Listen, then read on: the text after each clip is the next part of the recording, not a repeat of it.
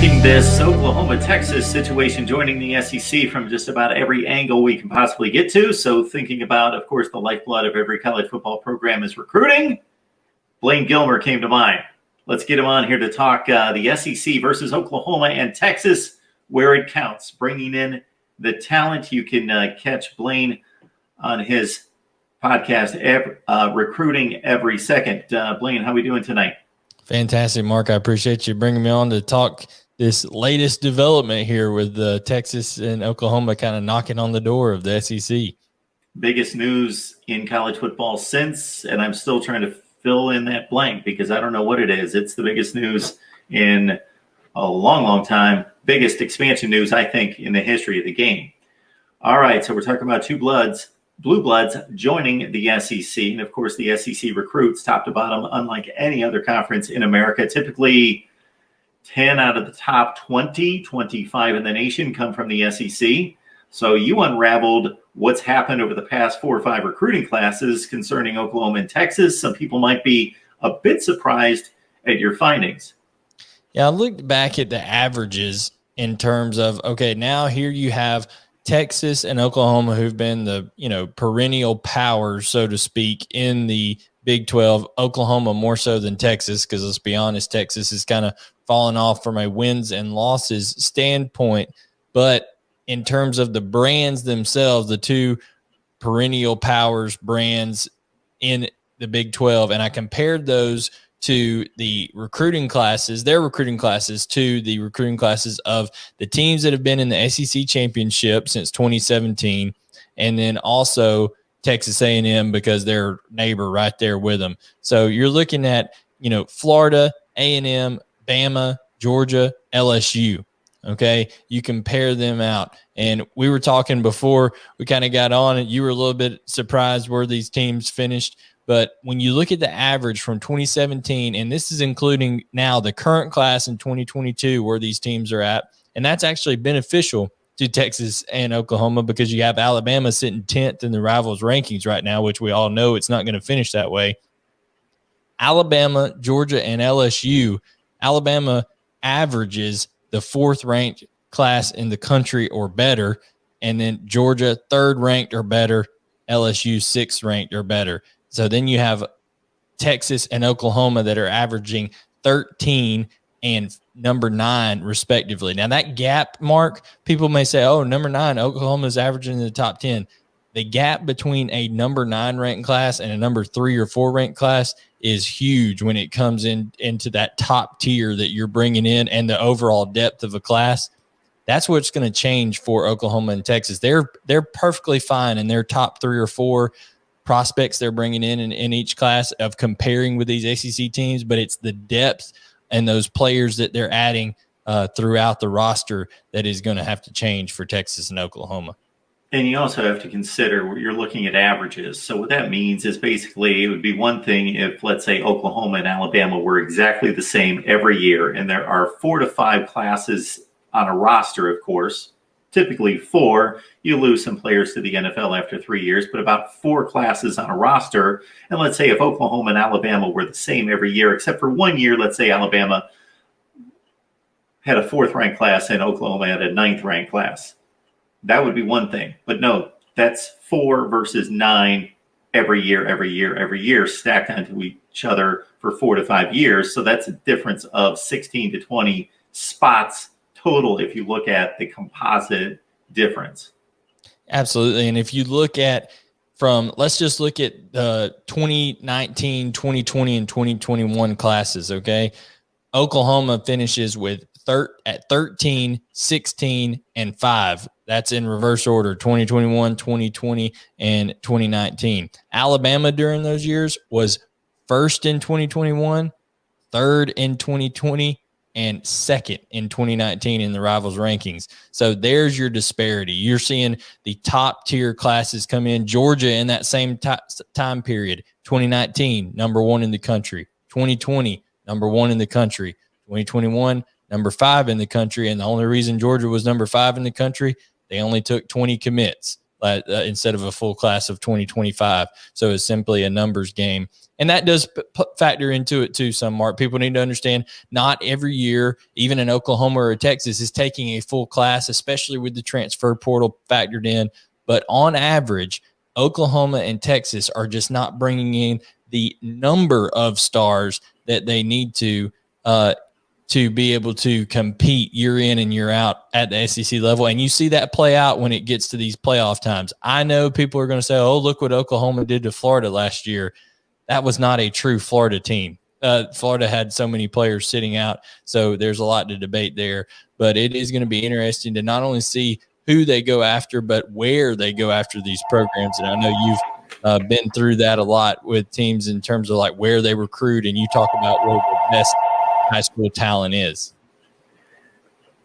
The other aspect in this, Blaine, is so you did a nice job of giving us metrics on what we've seen over the past 5 years, and it's certainly valid because it stacks up the talent comparison as it stands right now. What's going to be interesting that we can only speculate about is now that Texas and Oklahoma, which were recruiting well, can now go into living rooms and say, we play in the SEC. And that might have been a barrier before. I'm convinced it was a barrier before, that they would walk into living rooms and they would have everything else going for them. But there would be other people saying, hey, you don't belong in the SEC. You're not in the SEC. And some commits would obviously choose an SEC school over Texas or Oklahoma. So they're going to have that in their favor going forward. No doubt. The SEC brand, that's why they're doing it, Mark. They're doing it for two reasons. They're doing it for money, and they're doing it to change that branding because the Big 12 has received negative recruiting over the years because it's like, oh, that's great. You're going to, you're going to make it to the playoff, but you're just going to get, throttled when you get there because of the SEC and the depth and all that kind of stuff. But my thing about Oklahoma and Texas are they have not been recruiting well enough inside of their own region there, because if you're Oklahoma, let's face it, you have to recruit the state of Texas. There's not enough superstars there in the state of Oklahoma to make you a national power. You've got to dip into Texas, things like that. But you talk about this when we communicate all the time, the state of Florida. That's where the state of Florida and California and Oklahoma in the last 4 recruiting classes, Mark, only has 4 commits out of the state of Florida. That is not going to get it done in the SEC. They have to have a bigger footprint in the state of Florida.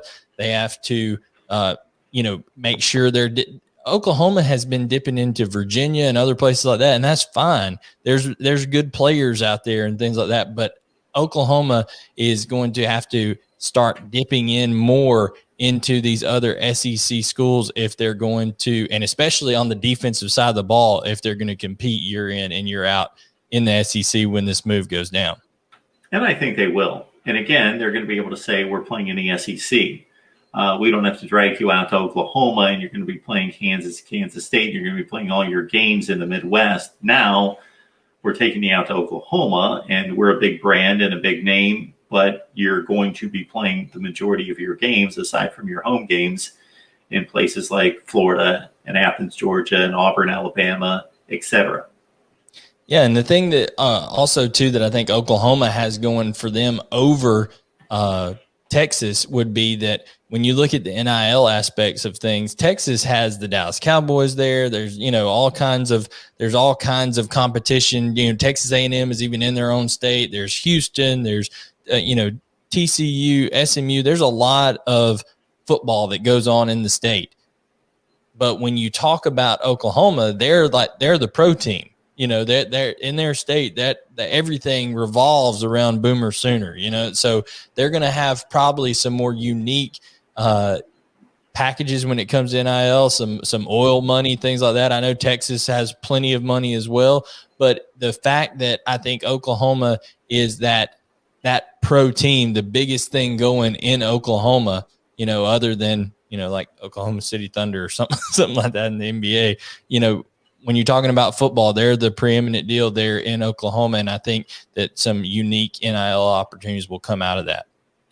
So people have heard my opinion all over the place. I've been doing live streams constantly. Videos are out there. So if you want to hear my opinion on it, it's out there, and certainly we'll continue to talk about it because this is not going away. It's going to be a done deal, and we're going to be talking about it for the next few years until the Sooners and the Longhorns are actually in SEC stadiums playing. But Blaine, I would like to hear from you in regards to, is this a good move for the SEC? Is this a good move for Oklahoma, Texas? It seems pretty obvious to me, but do you like the move? Do you think it's good for college football?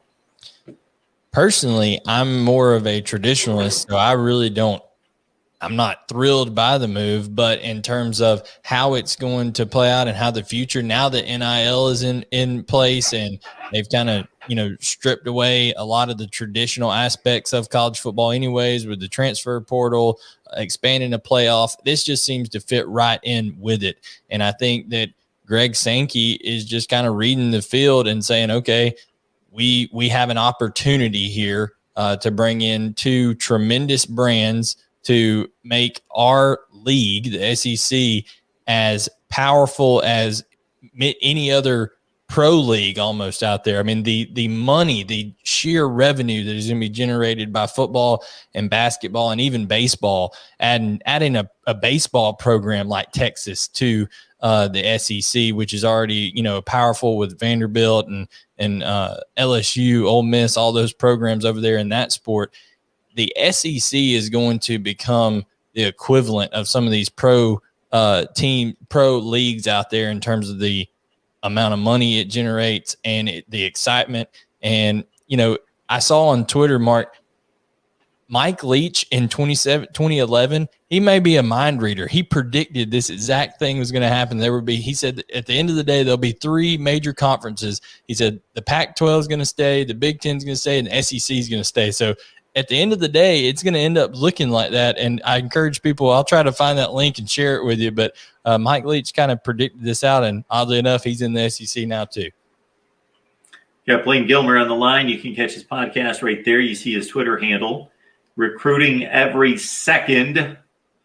I should have capitalized second, SEC part of second, because he focuses on the SEC. But of course, with the players that are being recruited by the conference, it spreads out beyond that. So please check him out on his podcast, Recruiting Every Second. Blaine Gilmer breaking down this just huge story that's highlighted the offseason. We thought we had an enormous offseason as it was, with NIL and the 12-team college football playoff proposal and the transfer portal and all the things going on anyway. But this has certainly topped it all. Blaine, we appreciate you stopping by to break it down for us. Thanks, Mark.